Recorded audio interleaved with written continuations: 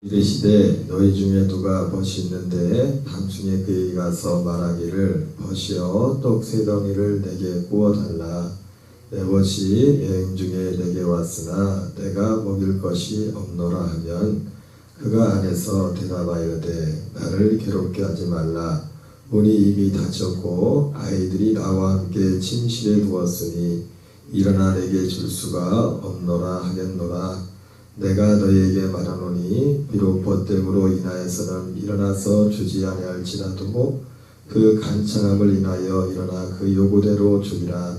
내가 또 너희에게 이르노니 구하라 그리하면 너희에게 주실 것이요 찾으라 그러면 찾아낼 것이요 문을 두드리라 그러면 너희에게 열릴 것이니 구하는 이마다 받을 것이요 찾는 이는 찾아낼 것이요 두드리는 이에게는 열릴 것이니라.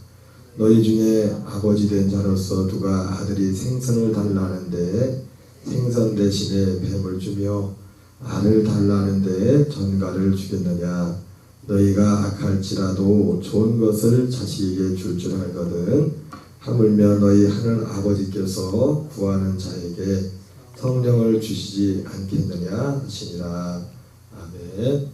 오늘은 본문의 말씀을 중심으로 마귀가 가장 강력한 부대를 배치하는 전선, 마귀가 가장 강력한 부대를 배치하는 전선이라는 제목으로 하나님 말씀을 전하도록 하겠습니다. 우리가 늘 일상적으로 들은 말씀이지만은 우리의 신앙생활은 영적인 싸움입니다. 보이는 것과의 싸움이 아니라 보이지 않는 것과의 싸움입니다. 그래서 우리가 보이지 않는 가운데 이러한 하나님의 영과 하나님의 부리는 영들과 악한 영들과의 싸움은 지금도 계속되고 있는 것입니다. 예전에 자주 듣기를 오늘 특히 기도에 관해서 말씀하시는 목사님들이 자주 하셨던 말씀 중에 마귀가 가장 그 부대 중에서 가장 강력한 부대를 배치하는 전선이 바로 기도의 전선이라고 그런 말을 했습니다. 맞는 말씀입니다. 좀 계속 말씀드렸지만은 기도는 여러 번 강조를 해도 어떤 목사님 말씀처럼 예수님이 제자들에게 설교는 가르쳐주지 않아도 기도는 가르쳐줬다 이렇게 말씀한 것처럼 그만큼 이제 기도가 중요한데 근데 사실은 성경을 보면은 기도가 이렇게 중요함에도 불구하고 그러나 기도만 가지고 우리의 신앙생활이 되는 것도 아니고 저는 개인적으로 기도 이상 어쩌면 기도보다 더 중요한 것이 뭐냐면 그리고 이 마귀 입장에서 가장 강력한 부대를 배치하는 전선은 기도하는 전선 당연히 기도하는 전선이지만 그보다 어떻게 보면 더 중요한 전쟁터는 어디냐면 진리에 관한 겁니다. 진리에 관한 것. 진리. 그래서 우리가 사도 바울이 쓴 바울이나 베드로나 사도 요한이 쓴 주로 이제 서신서가 쓰는 것이 이제 사도들이 있었죠. 바울과 사도 요한과 사도 베드로가 쓰는 것이 대부분 이제 신약성경의 서신서인데 거기 보면은 그 전반적으로 흐르는 모든 내용들이 뭐냐면 이 진리에 관한 싸움에서 진리에 관한 싸움. 이 진리에 관한 싸움이 왜 그렇게 중요하냐면요. 그러니까 우리가 결국 진리는 뭡니까? 우리의 구원에 관한 것이거든요. 구원에 관한 것. 기도를 많이 한다고 구원받는 거 아닙니다. 기도가 그렇게 중요하지만 기도로 구원받는 게 아니에요. 기도를 많이 한다고. 기도 이전에. 그래서 오늘 이 마태복음 우리 어제까지도 읽었지만 오늘 누가복음 11장 1절부터 13절까지 말씀에 제자들이 예수님께 기도를 가르쳐 달라고 했을 때 그 기도를 가르치려고 했어요. 예수님이 먼저 그들에게 이렇게 기도하라 하면서 기도의 어떤 방법을 가르쳐 준 게 아니지 않습니까? 산기도해라, 초자기도해라, 금식기도해라, 방언으로 기도해라. 뭐 기도의 여러 가지 방법이지만 기도의 어떤 방법을 가르쳐 준 게 아니라 무엇을 기도해야 될지를 가르쳐 줬잖아요. 무엇을 그 기도의 내용을. 근데 어제까지도 말씀드렸지만 그 기도의 내용이 결국 뭐라고 했습니까? 그 기도의 내용도 그 기도의 내용 속에 하나님의 비밀이 복음의 비밀이 거기에 숨겨졌잖아요. 우리의 구원에 관한 하나님이 우리에게 계획하신 그 구원이 무엇인가가 그 기도 속에 녹아 있다고. 그리고 그 하나님의 나라의 우리의 구원의 하나님 나라의 가장 중심에 주기도문에 나오는 그 가장 핵심적인 단어가 하나님의 나라라는 거죠. 하나님의 나라. 우리가 정말 하나님 나라가 된다는 것이 무엇인지, 하나님 나라에 되어 산다는 것이 무엇인지를 보여주는 것이, 그래서 실제로 예수님께서 구하라고 한 것도 그것을 구한 겁니다. 여러분, 존 웨슬리 목사님이 1738년 5월 24일 그분이 회심하기 이전까지 아버지도 목사였고 할아버지도 증조 할아버지도 목사님이시고 정말 경건한 가정에서 태어나가지고 자기도 35세까지 그 젊음의 시간을 헛되이 보내지 않고 오직 하나님을 위해서 주님을 위해서 또 목사가 되고 선교사가 되었지만 그분은 35세까지 구원을 받지 못했어요. 많은 경건의 훈련, 많은 노력을 했지만은 주님을 위해 헌신했지만은 심지어 본인은 성경이 말하는 그분의 설교 중에도 성서적인 구원의 길이라는 그런 말 나죠. 예수님이 말씀하시는 요한복음 3장 3절 5절 표현을 말하면 거듭나지 못한 겁니다. 물과 성령으로 나지를 못한 겁니다. 기도가 부족해서 그랬을까요? 금식. 그분은 원래 전통에서 그 위에도 여러분 우리 어떤 신앙의 어떤 모습에서 지금까지 해온 이런 어떤 선배들의 신앙의 전통 이런 것들 중에 정말 소중하고 귀한 것들이 많이 있어요. 그 자체로서. 실제로 존 웨슬리 목사님 같은 경우도 회심한 이후에도 어떤 소중한 신앙의 전통 같은 것들은 잘 왜 우리가 전통이라는 것이 우리의 육신의 어떤 습관과 관련된 거지 않습니까?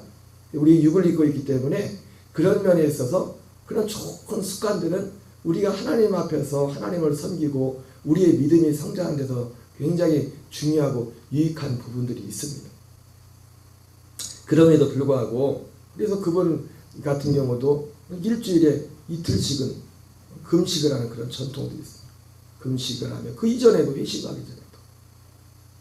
그러나 중요한 건 뭐냐면 그분 자신이 존 웨슬리 목사님을 모르는 분이 없지 않습니까? 특히 영국이나 이런 유럽 사회, 우리나라에서는 그렇지만 미국까지만 해도 지금은 좀 상황이 좀 바뀌었지만 개신교에서 교세가 가장 강한 많은 미국의 안에서도 그 교단 중에 하나가 감리교였단 말이에요. 침례교하고 감리교. 우리나라에서는 여기 특히 전라도에서는 장로교가 그래서 여기 있는 교인들은 장로교만 교단인 줄 알아요. 감리교는 이단인 줄 알아. 진짜 지금은 좀 많이 좋아졌지만 처음 목회 나왔을 때 여기 왔을 때 여기 워낙 감리교가 없으니까 이단이라고. 감리교 이단이라고. 네.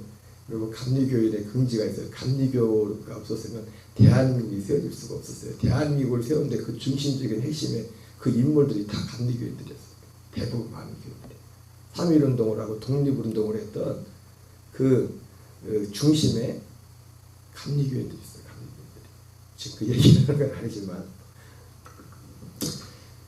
그래서 마귀가 그래서 그 사도 요한이나 사도 바울이나 베드로가 쓴 그 편지를 보면은 기도는 여러분 우리가 진짜 진리 안에 들어오면요 기도하지 말라고도 기도해요. 왜냐하면 진리 안에 들어온다는 것이 물론 기도에 어떤 분들처럼 어떤 목사님들처럼 10시간 몇 시간 그렇게 기도는 못해요. 그렇게도 기도하지 못하지만은 우리가 정말 진리 안에 들어오면은 기도라는 것은 그냥 따라오는 겁니다. 기도를 할 수밖에 없어요. 진리 안에 들어온다는 게 뭡니까? 그리스도의 생명으로 거듭나서 그 생명으로 사는 거잖아요. 옛사람을 십자가에 못 박고 우리의 예전에 역사는 이런 영적인 싸움에 한 복판에 있는 것이 뭐냐 가장 강력한 것이 있는 거 뭐냐면 이 생명에 관한 겁니다. 생명에 관한 그리스도의 생명으로 거듭나서 이 생명으로 살아가는. 그래서 바울도 베드로도 요한도 동일하게 그들이 쓴 서신서에 보면은 가장 치열한 싸움, 그 치열한 싸움, 치열한 그 사도들이 썼던 그 편지들에 나와 있는 가장 치열한 그런 내용들이 그게 바로 뭐예요? 가장 강력한, 가장 치열한 영적인 싸움의 내용이란 말이에요. 당연히 그렇기 때문에 마귀는 어디에다가 가장 강력한 이 자기의 부대를 배치해요. 기도가 그렇게 중요하지만 기도 이전에 이 진리에 관한 것, 그것도 교묘하게. 어제 제 은사 목사님 사모님하고 오랜만에 잠깐 통화를 하는데, 사모님하고 잠깐 통화하다가 뭔 얘기다, 그냥 의뢰하는 얘기 가운데 그런 얘기를 했어요. 요즘 교회 상황들에 대해서 말씀을 나누면서, 또 그리고 제가 지나가는 사모님 지금도 그렇지만 5년 10년 후가 어떻게 될지 몰라요. 우리 교회도, 한국 교회도 그렇고 지금 세상에 돌아가는 걸 보면 보통 이게 보통 문제가 아니라고. 그런 얘기 가운데 사모님이 의뢰하시는 그냥 뭐 일반적인 말씀 중에 그런 말씀하셨어요. 사람들이 먹고 살만 하니까 기도도 안 하고 뭐 그죠? 먹고 살만 하니까. 이 말씀 우리가 의뢰 그냥 할 수 있는 얘기지 않습니까? 의뢰하는 얘기고 그 말이 또 틀린 말도 아니고. 한국 교회가 정말 기도하고 성령의 능력이 많이 역사할 때, 그때 언제였어요? 저는 그때 예수도 믿지 않을 때지만 60년대, 70년대, 80년대 우리 사람들 먹고 살기 힘들고, 여러분 우리나라가 지금 이렇게 먹고 살기 좋은 시대가 된 것이 불과 얼마 안 됐잖아요, 그죠? 요즘 보니까 미쳤어요. 사람들 보니까 요즘 난 처음 듣지도 못했던 아이들 뭐 그룹들 보니까 그거 한번 가는데 50만 원인데 애들이 그거 한번 참석하려고, 그 애들 한번 보려고 50만 원이 아깝지가 않아. 애들이 50만 원. 아무리 봐도 볼 것도 없더만, 아무리 봐도 그걸 보려고 그냥 유튜브로 보던지 하지, 그걸 50만 원씩이나 주고. 아니 근데 이게 우리나라가 이렇게 살게 된 지가 얼마나 됐냐고요. 얼마나. 이제 어떻게 보면 내리막이래 지금. 애들은 지들이 고생한지 몰라. 이렇게만 잘 산 줄 알고 쓸 줄만 알지 모을 줄도 모르고 땀 흘릴 줄도 모르니까 불 보듯 뻔해. 애들 가는 거 보면. 그래도 한국교회가 지금 뭐 다들 이제 돌아가셨지만, 돌아가고 조영기 목사님 같은 분이나 그 연배 어떻게 보면 대한민국이 교회가 이제 태워지는 성장하는데 그 중심에 있었던 분들이 이제 다 하나둘씩 돌아가신 그런 시대지만은 그때는 정말 기도를 많이 하셨대요.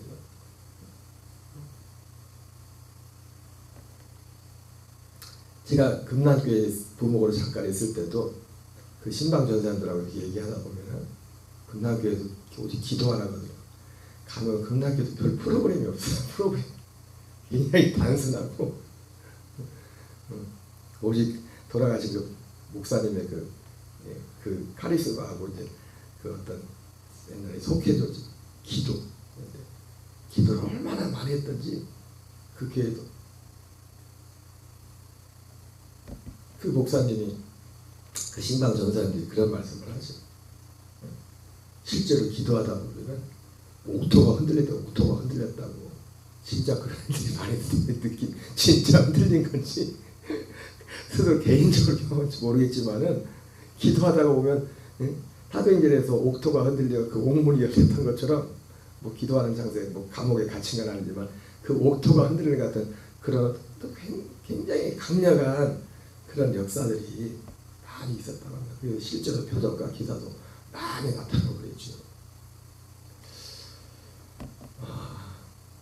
그런데 그 기도에 그렇게 많은 사람들이 오랫동안 금식하며 기도하고 무릎 꿇었었던 많은 일들 중에 하나 뭐냐면 배가 고픈 시절이었어요. 배고픈 시절. 저는 그 배고픔이 뭔지도 몰라요. 사실은 저는 그만큼 그 선배들이 갖던 보통 보릿고개라고 하는, 사실 그런 시대도 잘 모르는 세대지만 저는 잠깐 어릴 때 그런 건 있었던 것 같아요. 먹는 게 귀하긴 귀하다. 그래서 밥 먹는 시간이 많이 기다렸던 것 같아요. 그렇게 배고픈지는 않았지만 그랬는데, 그때 그렇게 교회에 사람들이 모이고, 옛날에는 실제로 저도 처음 예수 신앙생활한 것이 저 은사 목사님이 천막 치고, 그때는 천막 쳐도 사람들이 모였어요. 저도 예수님을 늦게 믿었지만은 저는 기억이 안 나는데 일단 제가 어릴 때 학생 때 예수 믿고도 제가 천막교회니까 교인들이 얼마 있었겠어요. 근데 저는 기억이 안 나는데 가끔 만나면 목사님 사모님이 그 얘기를 해요. 제가 전도를 반해서 사람들 데리고 왔나 봐. 전도했다기보다 데리고 온 거죠, 교회로. 천막교회 데리고 가지고 그 빈자리를 제가 많이 채워줬었나 봐요. 그때는 실제로 지금도 그 사진이 있어요. 찾아보면 천막교회에서 찍었던 사진. 천막만 쳐도 사람들이 모였어요.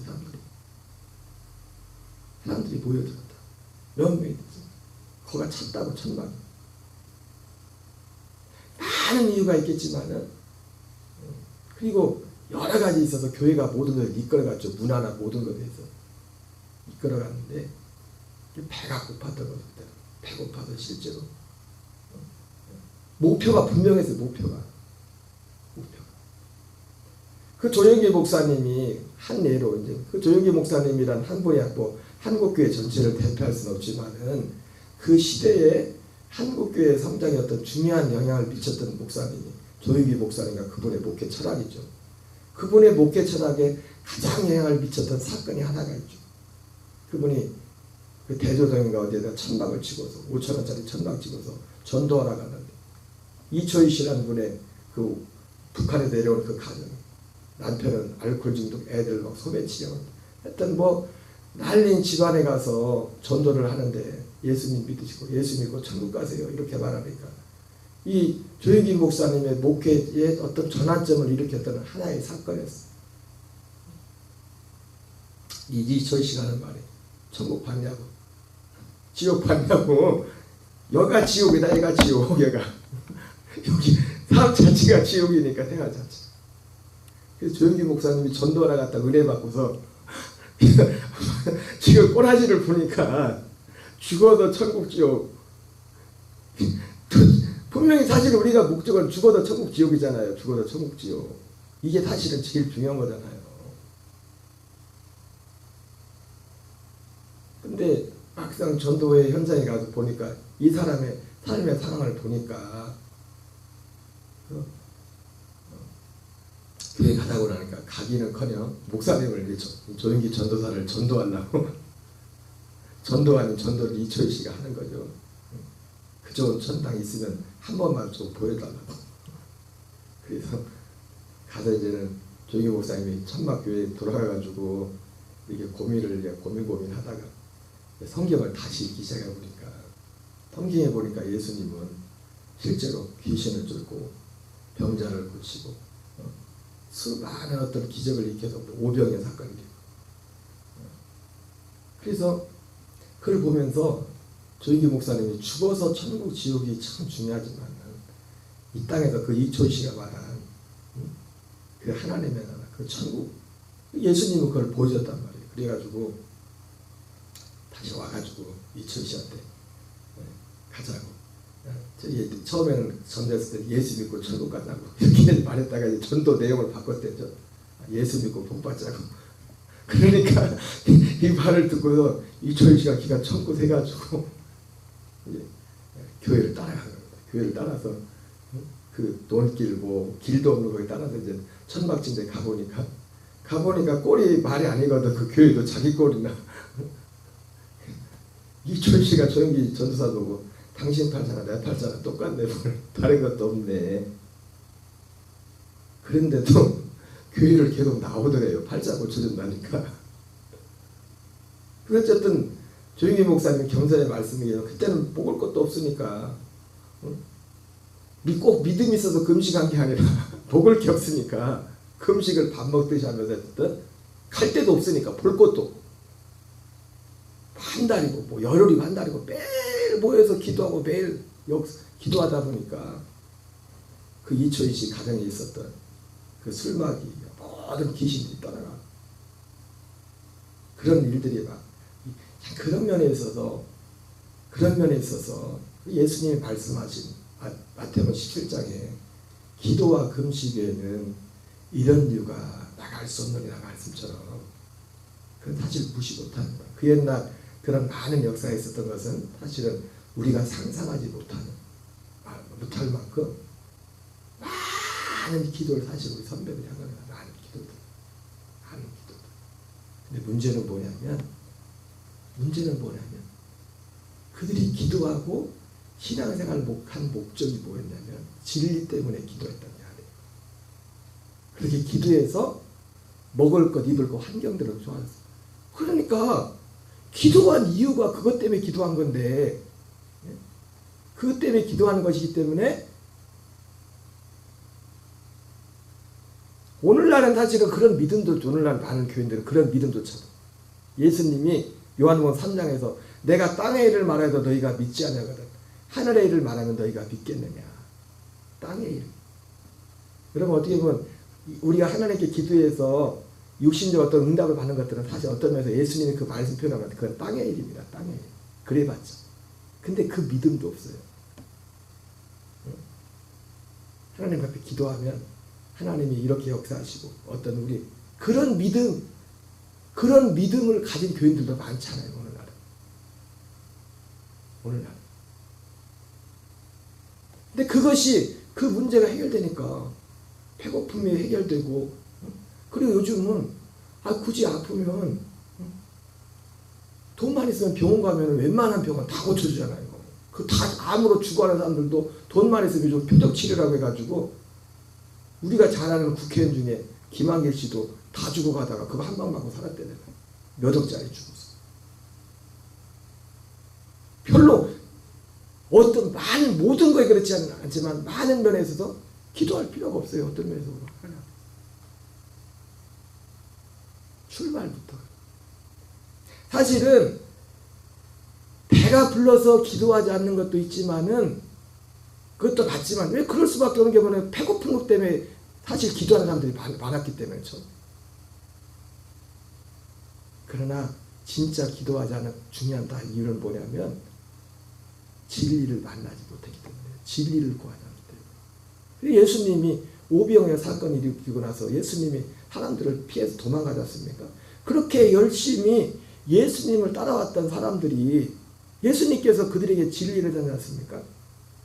그리고 그들에게 예수님을 찾아온 그 사람들 향해서 너희가 나를 따르는 것은 표적을 본 까닭이 아니라 먹고 배부른 까닭이라 썩을 양식을 위해 일하지 말고 영생하도록 있는 양식을 위하여 일하라. 여러분 영생하도록 있는 양식이 뭡니까? 진리잖아요. 진리의 말씀. 율법은 모세로 말미암아 주어진 것이요 은혜와 진리는 예수 그리스도로 말미암아. 그 진리가 결국 뭡니까? 하나님이 우리에게 계획하신 참 구원, 우리를 물과 성령으로 거듭나게 해서 거듭난 아들의 생명으로 살게 하는 그 진리란 그거. 사람들이 근데 관심이 없어요. 갑자기 그렇게 밤을 새워서 예수님을 찾았던 사람들이 말씀이 힘들다. 예수님 왜 저러시나. 나중에 결과가 어떻게 됩니까? 한 사람도 12제자를 빼고서 제자들 중에서도 그 무리가 4부리가 있었잖아요. 예수님 그때 찾았던 그 가버나움 회당에 모였던 사람들 4부리의 사람들이 있었다고요. 여러 무리들이 있었고 그냥 일반 무리들이 있었고 유대인들이 있었고 또 제자들이 있었고 12제자들이 있었는데 12제자들 빼고서 나머지 싹 다 제자라고 하는 사람들까지 다 도망가 버리고 다시는 예수님과 함께 다니지 않았다고 했어요. 그때 예수님이 너희들도 가려느냐? 그랬을 때 베드로가 주님, 일단 베드로는 말은 잘했어. 여러분 말이라도 잘해야 됩니다. 뭔지 몰라도 말을 잘하면 주님이 그 말대로 역사. 베드로는 사실 아무 내용도 몰라요. 사실은 내용도 모르고 말했단 말이에요. 지난번 말했지만은 마태복음 16장에서 주는 그리스도시요 살아계신 하나님의 아들입니다 고백했지만 사실은 베드로가 그렇게 고백해놓고도 예수님이 바위나 시몬아 복이 있도다 이것을 내게 하는 건 혈육이 아니요 하늘에 계신 내 아버지다. 그렇게 예수님이 말씀했어도 하나님께 예수님이 그 사실을 알겠다고 베드로에게 하나님 아버지가 알겠다고 했지만 정작 베드로는 그리스도가 누구인지 몰랐어요. 예수님이 그리스도라는 그런 단편적인 그냥 그 사실은 말했지만은 그리스도가 어떤 분인지 그리스도가 뭐 하시는 분인지 그걸 몰랐어요. 그러나 어쨌든 그 말은 맞았어요. 예수님이 그 앞에 있는 그 예수님이 그리스도였어요. 영생의 말씀이 주께 있으면 내가 네게로 가오니까 출발부터가 출발부터가 이 진리에서 시작되는 것이 아니기 때문에 배부르니까 어떤 사람들은 배부르니까 더 이상 옛날처럼 금식할 필요 없고 배부르니까 건강하니까 어떤 문제가 해결됐으니까 더 이상 옛날처럼 그렇게 기도할 필요 없고 또 어떤 사람들은 예수님께 그렇게 힘써서 찾아왔는데 자기들이 달라는 건 주지 않고 뭐 진리 뭔 얘기하고 뭐 생명의 떡 얘기하고 뭐 그런 얘기하니까 골치 아프고.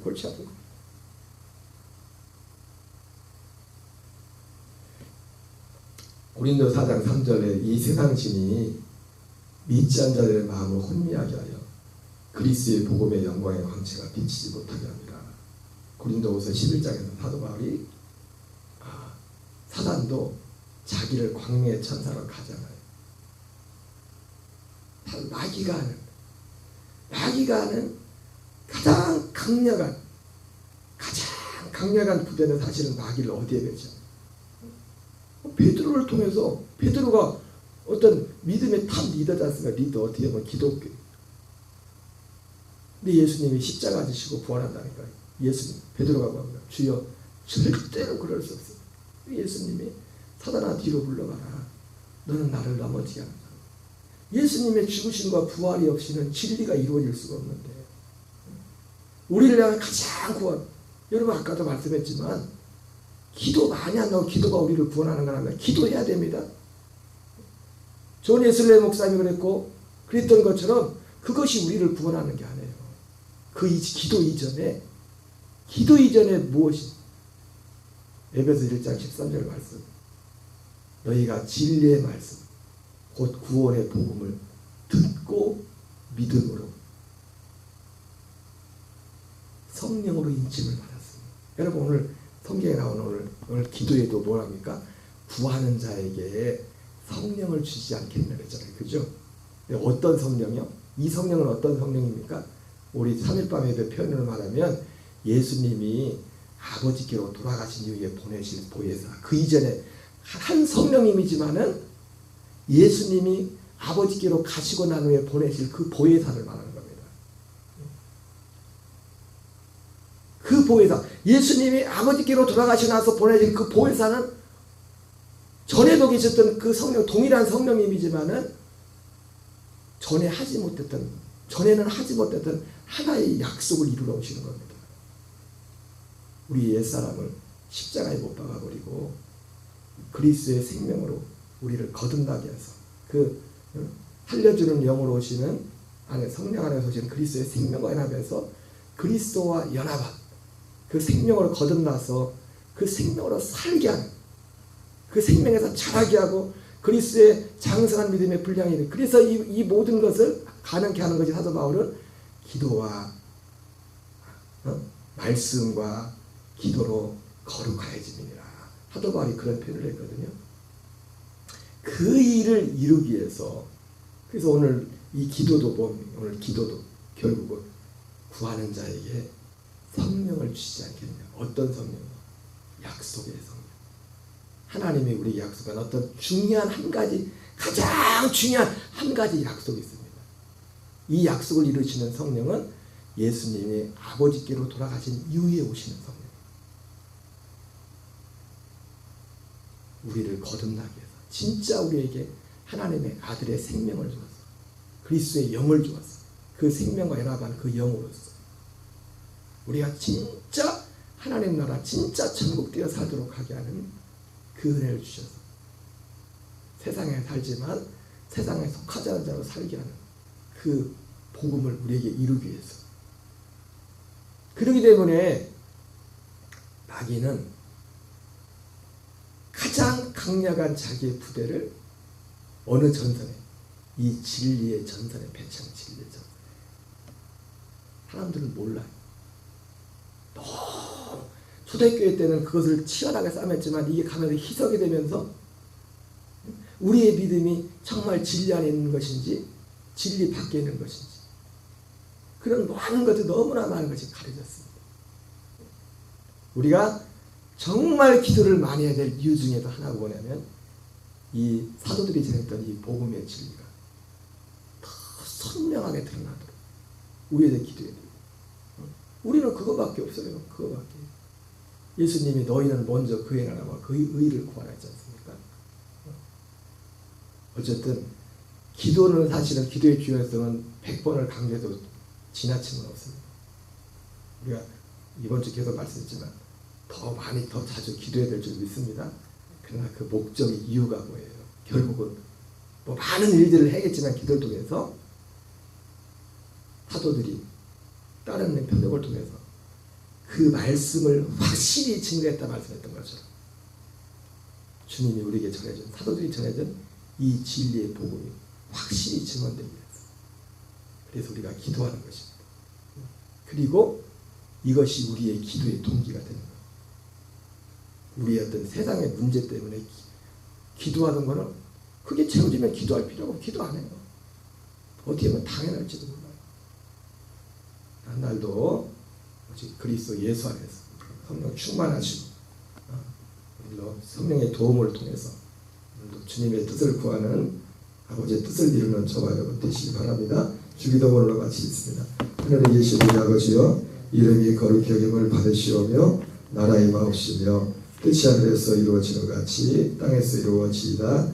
오늘날 우리에게 일용할 양식을 주옵시고 우리가 우리에게 죄진 자를 사하여 준 것 같이